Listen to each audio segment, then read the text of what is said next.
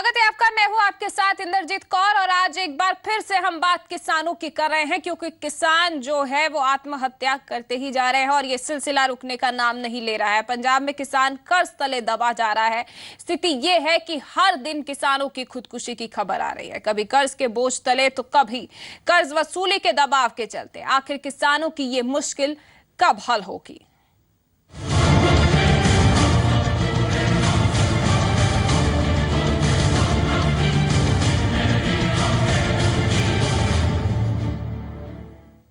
और बड़ी खबर बरनाला से है। किसान मां बेटे की आत्महत्या का यह मामला है। पुलिस ने 5 लोगों के खिलाफ मामला दर्ज कर लिया है। किसान मां बेटे का अब तक अंतिम संस्कार नहीं हुआ है। आड़ती से कर्ज को लेकर विवाद चल रहा था। कर्ज वसूली के लिए आड़ती के साथ पुलिस घर पहुंची थी और इन सबके सामने ही मां बेटे ने जहर पीकर आत्महत्या कर ली।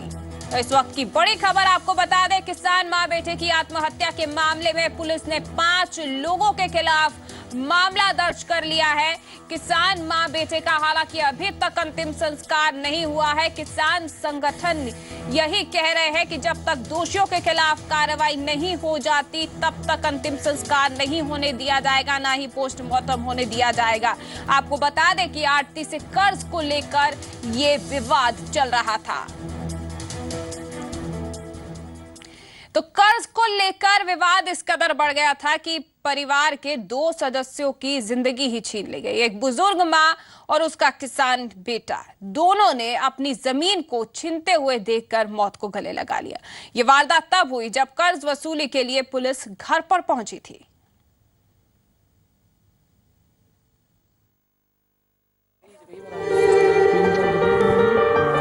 बरनाला का गांव जोधपुर। इस गांव के लोगों की सुबह एक ऐसी दुखदाई घटना के साथ हुई कि उसके बाद से ही पूरे गांव में मातम है।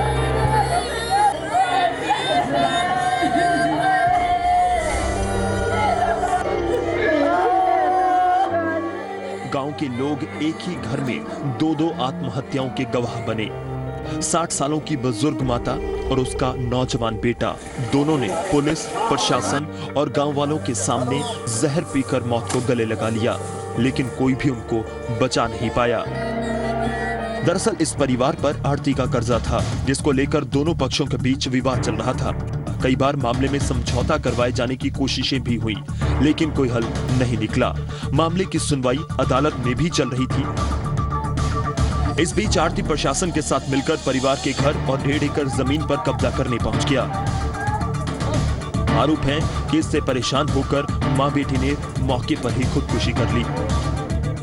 ਇਹਦੇ ਮੁੰਡੇ ਨਾਲ ਸੀ 2, ਇੱਕ ਇਹਦਾ ਭਾਈ ਨਾਲ ਸੀ, 1-2 ਬੰਦੇ ਅਜੇ ਹੋਰ ਵੀ ਸੀਗੇ। ਇਹਨਾਂ ਨੇ ਲਲਕਰਾ ਮਾਰੀ ਬਾਹਰ ਹੋ ਜੋ ਖੇਤ ਦੇ ਵਿੱਚੋਂ। ਸਾਡੀ ਜਥੇਬੰਦੀ ਦੇ ਨੁਮਾਇੰਦੇ ਪਹਿਲਾਂ ਹੀ ਬੈਠੇ ਸੀਗੇ ਉੱਥੇ। ਉਹਨਾਂ ਨੂੰ ਸਾਰਿਆਂ ਨੂੰ ਮੰਗਰੇ ਪੁਲਿਸ ਜਾਵੜੀ ਪੁਲਿਸ ਨੇ ਅਰੈਸਟ ਕਰ ਲਿਆ। ਜਦੋਂ ਸਾਡੇ ਜਥੇਬੰਦੀ ਵਾਲੇ ਬੰਦਿਆਂ ਨੂੰ ਸਾਰਿਆਂ ਨੂੰ ਅਰੈਸਟ ਕਰ ਲਿਆ ਤਾਂ ਇਹਨਾਂ ਨੂੰ ਮਾਂ ਪੁੱਤਾਂ ਨੂੰ ਲੱਗਾ ਕਿ ਹੁਣ ਨਹੀਂ ਸਾਡਾ ਕੋਈ ਰਹਿ ਗਿਆ। ਉਹਦੀਆਂ ਇਹ ਕੋਠੇ ਤੇ ਚੜਿਆ ਮੁੰਡਾ, ਕੋਠੇ ਤੇ ਚੜ ਕੇ ਸਪਰੇਅ ਪੀ ਗਿਆ, ਨਾਲ ਹੀ ਮਤਲਬ ਦੀ ਮਾਤਾ ਜੀ ਪੀ ਗਏ। ਦੋਨਾਂ ਦੀ ਆ ਕੇ ਇੱਥੇ ਹਸਪਤਾਲ 'ਚ मौत हो गई। किसान यूनियन की मांग है कि जब तक इन मौतों के लिए जिम्मेवार लोगों के खिलाफ मामला दर्ज नहीं होगा तब तक वो संस्कार नहीं करेंगे।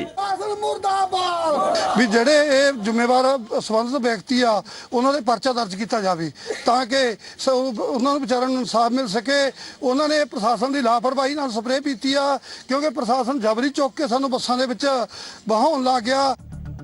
एक तरफ पुलिस पर भी आरोप लगाए जा रहे हैं, तो दूसरी तरफ पुलिस का कहना है कि उनकी तरफ से केवल अपनी ड्यूटी निभाई जा रही थी और इस मामले में जांच के बाद कार्रवाई की जाएगी।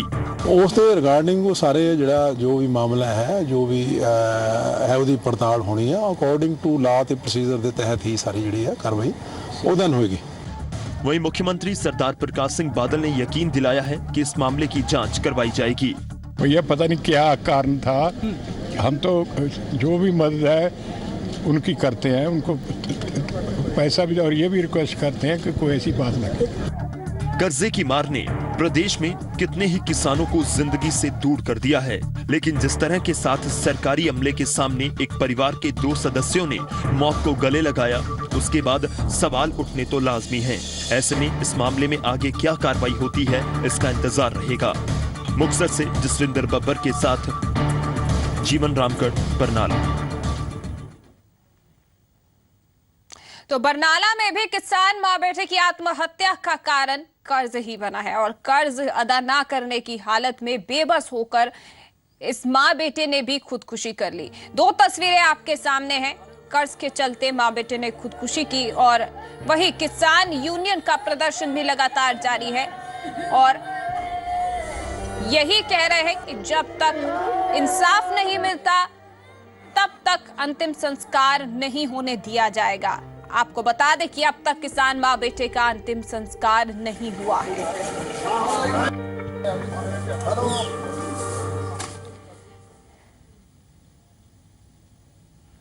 वहीं किसानों को आहत करने वाली कुछ तस्वीरें मानसा से भी सामने आई हैं। मानसा में सहकारी बैंक ने डिफॉल्टर किसानों की बैंक में तस्वीरें लगाई हैं, तो वहीं बरनाला में किसान परिवार से कर्ज वसूलने के लिए आरती पहुंचे पुलिस से परेशान होकर किसान बेटे और मां ने खुदकुशी कर ली। दो तस्वीरें आपके सामने हैं। ये मानसा में एक सहकारी बैंक में लगी हुई उन किसानों की तस्वीरें हैं जिनको डिफॉल्टर कहा गया है और वहीं पर दूसरी तस्वीर बरनाला की। आंसू बहाए जा रहे हैं, दर्द है, तकलीफ है, क्योंकि किसान मां बेटे ने खुदकुशी कर ली और वजह बनी कर्ज की अदायगी ना कर पाना।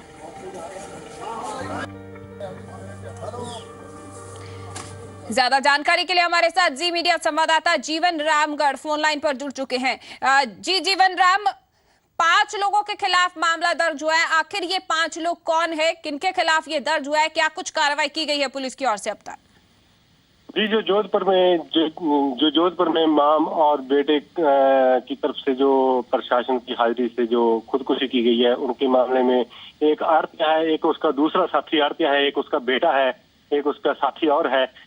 यहाँ 5 लोगों के खिलाफ है जो बरनाला पुलिस ने मामला दर्ज किया है।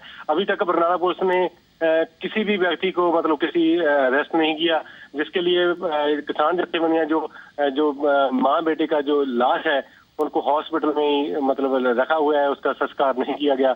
और उनकी मांग है कि जब तक आरती और उसके साथियों के पुलिस अरेस्ट नहीं करती तो तब तक ये पुलिस मतलब डेड बॉडी का संस्कार है जो नहीं करेंगी। जी जीवन राम, क्या अभी तक कोई प्रशासनिक अधिकारी पहुंचा है कि अंतिम संस्कार कर दिया जाए? किसी तरह का कोई भरोसा दिया जा रहा है? प्रशासनिक अधिकारियों ने अभी तक किसान जत्थेबंदियों से बात तो की है, लेकिन कोई भी बात सिरे नहीं चढ़ रही, क्योंकि किसान जत्थेबंदियों के आगू इस मांग को लेकर अड़े हुए हैं कि उनकी जो मांग है, जो 5 व्यक्ति है और जो उनके और साथी है उनको अरेस्ट किया जाए पहले, फिर किसी की बात सुनी जाएगी। ये किसान जत्थेबंदियों का कहना है। प्रशासनिक अधिकारी आज बार बार किसान जत्थेबंदियों के जो अगुआ उनसे तालमेल करने की कोशिश कर रहे हैं, लेकिन असफल हो रहे हैं इस मामले। लेकिन जीवन, क्या पुलिस क्या कुछ कह रही है? अब क्यों गिरफ्तारी नहीं की गई है अभी तक? पुलिस का कहना है कि अभी तक वो उनकी गिरफ्त से बाहर है, जल्दी उनको गिरफ्तार कर लिया जाएगा। लेकिन वहीं पर आ जाती है बात, भाई जो किसान जत्थेबंदी कह रहे पहले उसको अरेस्ट पाओ, बाद में डेड बॉडी उठाई जाएगी सिविल हॉस्पिटल में। बहुत बहुत शुक्रिया जीवन आपका इस तमाम जानकारी के लिए। तो 5 लोगों के खिलाफ मामला दर्ज किया गया, लेकिन अभी तक गिरफ्तारी किसी की नहीं हुई है और वहीं किसान संगठनों से भी बातचीत करने की कोशिश कर रहा है प्रशासन। बढ़ते आगे बात बठिंडा की करते हैं, जहां कृषि विभाग में बड़े घोटाले का मामला सामने आया, जिससे हड़कंप मच गया। बताया जा रहा है कि यहां नियमों को ताक पर रखकर पेस्टिसाइड डीलर्स के लाइसेंस के लिए दस्तावेज पूरे किए जा रहे थे। ये रिपोर्ट देखिए।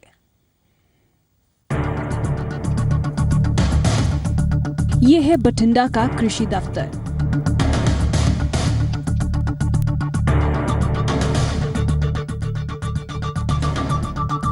जब हमारी टीम अंदर गई तो कृषि विकास अफसर के कमरे में ताला लगा था।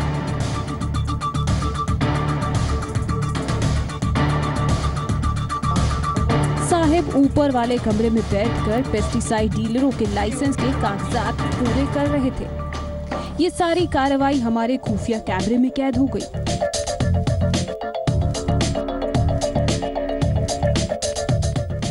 मीडिया को देखकर साहब भड़क गए और कहा कि उनकी मर्जी, जैसे मर्जी बैठे। मेरा ऑफिस ਇੱਥੇ ਹੈ ਨਾਲ ਸੁਣ ਲਓ ਮੈਂ ਜਿੱਥੋਂ ਮੈਂ ਮੇਰੇ ਕੋਲ ਕਿਸੇ ਚਾਰ ਦੇ ਕੰਮ ਕਰ ਰਿਹਾ ਮੈਂ ਜੋ ਹੋ ਗਿਆ ਇਸ ਕੰਮ ਨਹੀਂ ਕਰਦੀ ਠੀਕ ਹੈ ਇਸ ਤੋਂ ਕੋਈ ਗੁੱਟ ਨਹੀਂ ਲੱਗਦੀ ਨਾ ਜ਼ਰੂਰ इसके बारे में जब मुख्य कृषि अफसर से पूछा गया तो वो ये तर्क देने लगे कि कागज सिर्फ चेक किए जा रहे थे ताकि कहीं कोई कमी न रह जाए। कुछ कई बार एफीडेविट ਜਾਂ ਜਿਹੜਾ ਹੁੰਦਾ ਘੋਸ਼ਣਾ ਪੱਤਰ ਦੇ ਵਿੱਚ ਕੁਝ ਗਲਤੀਆਂ ਹੁੰਦੀਆਂ ਉਹਨੂੰ ਠੀਕ ਕਰਨ ਵਾਸਤੇ ਤਾਂ ਜੋ ਜਿਹੜਾ ਲੇਟ ਨਾ ਹੋਣ ਸਮੇਂ ਸਿਰ ਉਹਨਾਂ ਨੂੰ ਉੱਪਰ ਦੇ ਕਰ ਦਿੱਤੇ ਜਾਣ। डिप्टी कमिश्नर साहिब से पूछा गया तो उन्होंने साफ शब्दों में कहा कि पेस्टिसाइड डीलरों के कागज सिर्फ सुविधा केंद्र में ही बनाए जाते हैं, अगर कहीं और बन रहे हैं तो नियमों के खिलाफ है। ਉਹਦੇ ਬਾਰੇ ਮੈਂ ਇਨਕੁਆਇਰੀ ਕਰਾ ਲੈਣਾ, ਬਟ ਮੈਂ ਫਿਰ ਤੁਹਾਡੇ ਵਿਊਅਰਸ ਨੂੰ ਦੱਸਣਾ ਚਾਹੁੰਦਾ ਕਿ ਸੁਵਿਧਾ ਦੇ ਵਿੱਚ ਹੀ ਆਪਦੇ ਕਾਗਜ਼ ਸਿੱਧਾ ਜਮ੍ਹਾਂ ਕਰਾਉਣ ਔਰ ਉੱਥੇ ਹੀ ਅਸੀਂ ਅਸਿਸਟੈਂਸ ਦੇ ਰਹੇ ਹਾਂ ਕਿ ਕਾਗਜ਼ ਪੂਰੇ ਉੱਥੇ ਕੀਤੇ ਜਾਣ ਸੁਵਿਧਾ 'ਚ। ਕਿਸੇ ਹੋਰ ਬੰਦੇ ਕੋਲੇ ਕਿਸੇ ਹੋਰ ਅਫਸਰ ਕੋਲੇ ਸਿੱਧਾ ਜਾ ਕੇ ਕੋਈ ਕਾਗਜ਼ ਪੂਰੇ ਕਰਾਉਣ ਦੇ ਕੋਈ ਇਸ ਤਰ੍ਹਾਂ ਦੀ ਕੋਈ ਉਹ ਨਹੀਂ ਹੈ। ਉਸ 'ਚ ਜੇਕਰ ਕੋਈ ਉਹਨਾਂ ਨੂੰ ਖਰਾਬ ਕਰਦਾ ਸਾਨੂੰ ਸੰਪਰਕ ਕਰੋ, ਅਸੀਂ ਕਾਰਵਾਈ ਕਰਾਂਗੇ। डिप्टी कमिश्नर की ओर से पूरे मामले में जांच की बात कही गई है। अब ये जांच के बाद ही स्पष्ट हो पाएगा कि कृषि दफ्तर में कब से नियमों की उल्लंघना की जा रही है। बठिंडा से गोविंद सैनी के साथ न्यूज डेस्क रिपोर्ट जी मीडिया। इस वक्त की बड़ी खबर आपको बता दें, दिल्ली से आ रही है, जहां पर आम आदमी पार्टी की राष्ट्रीय परिषद की बैठक शुरू हो चुकी है। इस बैठक में नेशनल एग्जीक्यूटिव चुने जाएंगे। दिल्ली के मुख्यमंत्री अरविंद केजरीवाल को फिर से पार्टी का संयोजक बनाया जा सकता है। साथ ही बैठक में अगले साल पंजाब में होने वाले विधानसभा चुनावों की रणनीति पर चर्चा होनी है। तो इस वक्त की बड़ी खबर आप देख रहे हैं, आम आदमी पार्टी की राष्ट्रीय परिषद की बैठक शुरू हो चुकी है और क्या कुछ एजेंडा है बैठक का, ज्यादा जानकारी के लिए हमारे साथ जी मीडिया संवाददाता पंकज कपाही दिल्ली से हमारे साथ जुड़ चुके हैं। पंकज, तो कौन कौन से नेता इस बैठक में शामिल हुए हैं और क्या कुछ एजेंडा है बैठक का?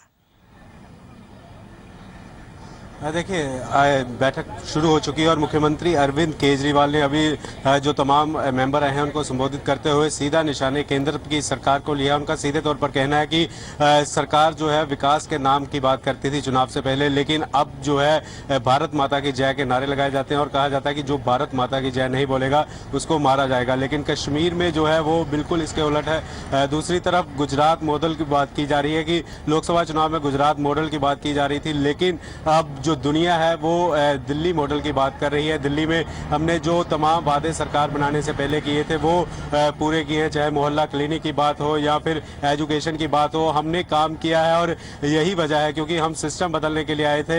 ये तमाम जो मुद्दे हैं ये इसको लेकर संबोधित किया है अरविंद केजरीवाल ने और ये भी कहा है कि आने वाले चुनाव में हम 90 से 70 सीटें जो जीतेंगे, यानी कि पंजाब की तरफ इशारा करते हुए कहा है कि 90 से 70 सीटें वो आने वाले चुनाव में जीतेंगे। और जो है आज जो है अरविंद केजरीवाल ने अभी कुछ ही समय पहले संबोधित किया है। जी, तो अरविंद केजरीवाल ने संबोधित किया है, लेकिन पंकज इस बैठक में जिस तरह से ये भी कहा जा रहा है कि राष्ट्रीय एग्जीक्यूटिव हैं उनका चुनाव भी हो सकता है और साथ ही साथ क्या पंजाब को लेकर भी कोई अलग रणनीति जो है आज इस बैठक में देखने को मिल सकती है?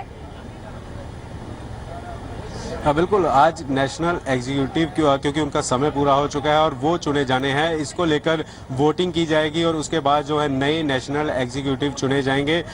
तकरीबन 30 मेंबर चुने जाएंगे, जिसमें अब देखना होगा कि पंजाब का कौन सा चेहरा जो है आगे आता है। अगर पंजाब की बात की जाए तो जो पंजाब के आम आदमी पार्टी के कन्वीनर है पंजाब के सुच्चा सिंह छोटेपुर, वो इस मीटिंग में शामिल हैं और हरजोत बैंस इस मीटिंग में शामिल है। तकरीबन 5 मेंबर हैं जो आम आदमी पार्टी के नेशनल एग्जीक्यूटिव के जो गेस्ट मेंबर हैं वो इस मीटिंग में शामिल हैं और कुछ ही देर बाद जब वोटिंग होगी तो देखना होगा कि नए जो नेशनल एग्जीक्यूटिव चुनकर आते हैं उसमें पंजाब से कौन से चेहरे ऐसे सामने आते हैं। और सबसे अहम ये भी बात है क्योंकि पंजाब में 2017 में चुनाव है, उसको लेकर आम आदमी पार्टी तैयारियों में लगी हुई है, तो इसको लेकर जो पंजाब के नेता होंगे उनकी जो है अरविंद केजरीवाल संजय सिंह के साथ बैठक में क्या कुछ रणनीति बनती है ये भी देखने वाली बात होगी। जी, तो काफी अहम मुद्दे हैं जो आज इस बैठक में विचारे जाएंगे। पंकज, मैं चाहूंगी कि आप कैमरे के माध्यम से जरा दिखाने की कोशिश कीजिए हमारे दर्शकों को कि आखिर क्या कुछ हलचल हो रही है, कौन कौन से नेता पहुंचे हैं, क्या कुछ हो रहा है इस वक्त वहां पर।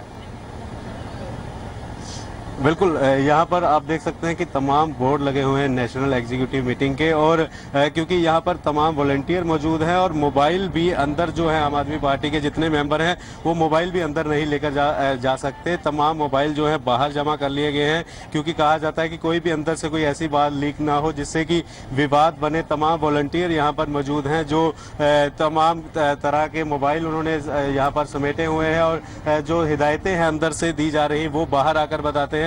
अभी ये बताया जा रहा था कि अरविंद केजरीवाल ने क्या कुछ संबोधन में किया, और कुछ ही समय पहले अरविंद केजरीवाल ने कहा कि पार्टी एकजुट होकर पूरे देश में है और पूरे देश में अच्छा काम कर रही है, और आने वाले कई प्रदेशों में जो है आम आदमी पार्टी चुनाव लड़ेगी।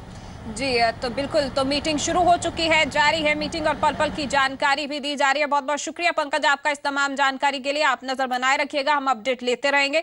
फिलहाल बढ़ते हैं आगे। पंजाब के नौजवानों के लिए बड़ी राहत की खबर है। पंजाब स्कूल शिक्षा बोर्ड के छात्र भी दूसरे छात्रों की तर्ज पर ऑस्ट्रेलिया के लिए स्टडी वीजा अप्लाई कर सकते हैं, क्योंकि ऑस्ट्रेलिया ने अपना फैसला वापस ले लिया है। पंजाब स्कूल शिक्षा बोर्ड से पढ़े विद्यार्थी अब ऑस्ट्रेलिया जा सकेंगे, और ऑस्ट्रेलियाई एम्बेसी द्वारा आए जवाब में ये साफ कर दिया गया है कि पंजाब स्कूल शिक्षा बोर्ड के पास आउट को ऑस्ट्रेलिया में स्टडी वीजा मिलेगा, जिसके बाद खड़ा हुआ विवाद खत्म हो गया है। बोर्ड की चेयरपर्सन तेजिंदर पाल कौर के मुताबिक वीजा रिजेक्ट होने के कारण बोर्ड और सरकार की तरफ से 12 तारीख को the Australian department of immigration and border protection को इस बारे में पूछा था, जिसका जवाब आज आ गया है।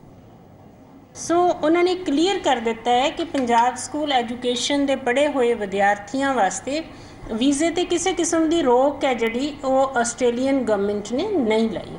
ये उन्होंने परफॉर्मेंस बेस्ड है कि अगर बच्चा परफॉर्म अच्छा करता है तो उन्होंने वीज़ा दिता जाएगा। जो परफॉर्म अच्छा नहीं करेगा, चाहे वो CBSE का होवे, ICSE का होवे या वो PSCB का होवे, इस सारा कुछ। पंजाब स्कूल शिक्षा बोर्ड से पढ़े विद्यार्थियों को ऑस्ट्रेलिया के लिए वीजा न देने के फैसले के बाद विदेश जाने के चाहवान विद्यार्थी सदमे में थे, और अब सब कुछ साफ होने के बाद विद्यार्थी राहत जरूर महसूस कर रहे होंगे। नितिका महेश्वरी के साथ न्यूज डेस्क रिपोर्ट, जी मीडिया, चंडीगढ़। फिलहाल के लिए इतना ही, इजाजत दीजिए, धन्यवाद।